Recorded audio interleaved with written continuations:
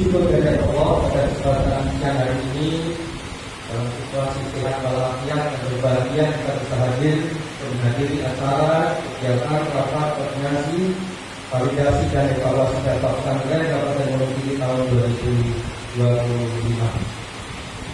Sebenarnya yang pertama kami mohon maaf jika saya kemarin uangnya yang sebelah hadir dengan mengatakan ternyata karena pesertanya 150 pas mau nata tidak muat, kami mohon maaf karena di adanya di tempat ini dan mohon maaf atas segala kekurangan. Dipastikan jalan hari ini kemudian tampak dan bagus seperti ini. Nanti narasumber kedua yang nanti sangat sampaikan. Kami lakukan beberapa hal. Yang pertama, kegiatan rapat koordinasi validasi dan evaluasi data pesantren dilaksanakan hari ini 4 Desember 2025 serentak se-provinsi Jawa Tengah. Dimana waktunya dilaksanakan yang paling akhir hampir semuanya di minggu kemarin. Kita minta waktu minggu kemarin nopo dalil dan katakan itu menurut sampai oleh ada di Surabaya ini mengadakan deteksi dini berbagai kegiatan seminggu pasar berkelasnya pun baru hari ini dan pagi tadi kita sedang melakukan pemeriksaan pada aktif bahwa Wonogiri negaraannya hari ini tempat di aula menggunakan alam sayang Nabi Yusuf di kiri pasir di sini nanti di sayang. Yang kedua, rapat koordinasi hari ini pesertanya yaitu 150 meliputi 7 dari pesantren utamanya tambah dari Bapak Ibu semuanya kepala rata itu agama Islam ASN di lingkungan kantor Kementerian Agama Kabupaten Wonogiri. Lalu yang selanjutnya materi hari ini bagi narasumber yang pertama nanti bukan saya menyampaikan sambutannya Bapak Kawasan Kementerian Agama Kabupaten Wonogiri. Yang kedua yaitu dari BPU Kabupaten Wonogiri terpilih yang akan datang ini dengan tema yang baru hangat-hangatnya karena kegiatan hari ini dibatasi kejadian di Sidoarjo dulu kita pendataan pesantren yang punya potensi terjadi ataupun yang kondisi real pesantren khususnya hubungannya dengan bangunan yaitu DPD Wonogiri. Dan yang ketiga ini yang mengatakan adalah nasihatnya materi dari Ketua KPP Kabupaten Wonogiri tentang yaitu pesantren lama peran KPP di era digital saat ini. Dan yang ketiga dari kepala sesi pakis yang nanti akan mengkonsentrasi dan output kegiatan hari ini adalah laporan yang akan timbul laporan konsultasi dari kecamatan dan hubungannya dengan pesantren di Indonesia khususnya di Kabupaten Wonogiri. Ini tentu kita berterima kasih anggarannya di akhir berusaha di akhir tahun. Ya, apapun kita berterima kasih. Ini saya lihat di TikTok kita ini masih akan PG-nya Pak Amin Handoyo karena dari kemarin tahun tahun sampai hari kemarin terakhir dan itu beliau kan tetap jam 9 atas kemarin dan 30 ini sudah kembali tetapi ini tetap saya berikan apapun masih dipasang dulu karena program ini dari Pak Amin Handoyo dan akademi kita sudah tadi psikologi dari aksi potret masalah dan naik ke kaki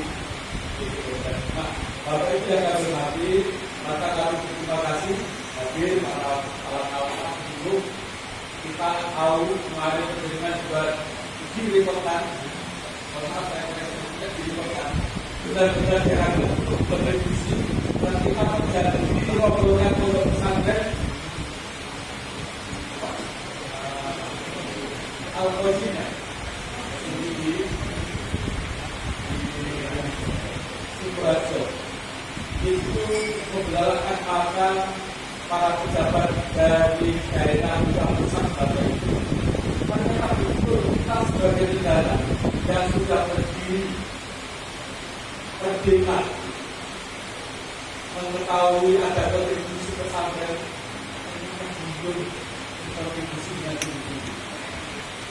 Ternyata ada pondok yang harus melanjutkan jiwa dari pembangunannya karena mohon maaf ABK dari pengawasan sisi pelayanan teknis pembangunan. Kita kasih perjalanan Tonggak tanggal 2015 akan dilakukan dari santri oleh Pak Presiden Jokowi. Ini kami kira menjadi satu momen pembatas bahwa negara ini akan memberikan afirmasi, akan memberikan perhatian, akan memberikan sesuatu bagi pertumbuhan ekonomi. Jadi kita tahu semua bahwa itu dari berbagai literasi yang ada di Indonesia ini, lembaga pendidikan yang tertua adalah pondok pesantren.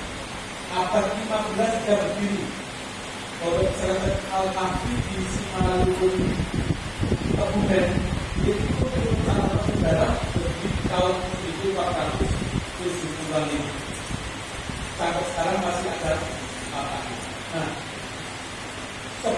jauh sebelum kemerdekaan, pondok pesantren ini telah berkontribusi nyata bagi transfer ilmu, baik itu pengetahuan itu di dalamnya, pondok itu juga diadakan kemandirian, pembelajaran, perekonomian.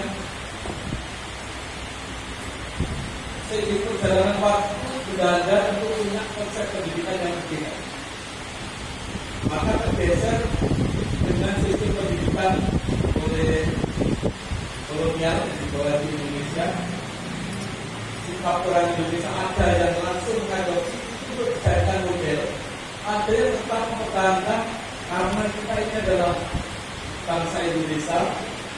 Model pendidikan kita itu berbeda.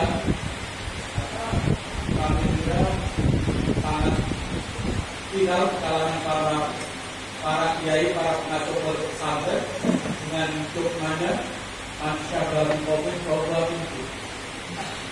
Dan siapa yang menyerupai, memiliki diri, menyamakan kondisinya seperti suatu kaum yang pada itu adalah Belanda sebagai penjajah, itu yang pondok penjajah. Maka ini kita ambil satu pemahaman para kiai ingin menjaga bahwa sistem pendidikan yang ada pondok pesantren itu tetap harus dipertahankan